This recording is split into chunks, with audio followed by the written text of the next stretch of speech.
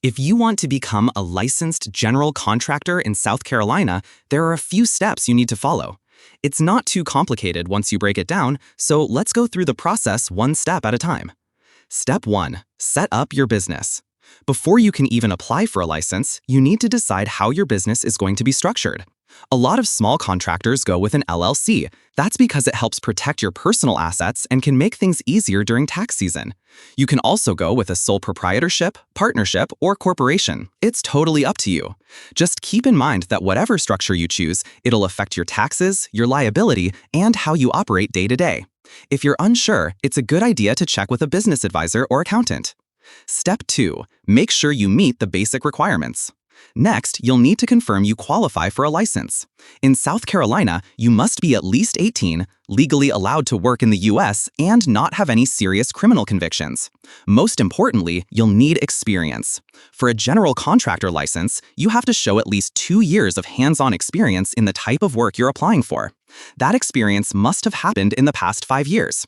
So start collecting any documents that prove your work history, things like W-2s, 1099s, permits, or letters from past employers. Step 3. Fill out and send in your application. Once you know you're eligible, you can go ahead and fill out the application. For general contractors, you'll send this to the South Carolina Contractors Licensing Board. There's a $350 fee, and you'll need to include a few things: details about your business, information about your qualifying party, that's the person who meets the experience and testing requirements, it might be you, proof of your work experience, a full credit report. You'll also choose your license classification based on the type of work you'll be doing, like roofing, framing, or concrete. And you'll need to pick a group limit. That's basically the size of jobs you're allowed to take on, based on your financials. Depending on which group you choose, you'll either submit a financial statement or get bonded. Step 4. Take and pass the exam. After your application is accepted, you'll be scheduled to take an exam.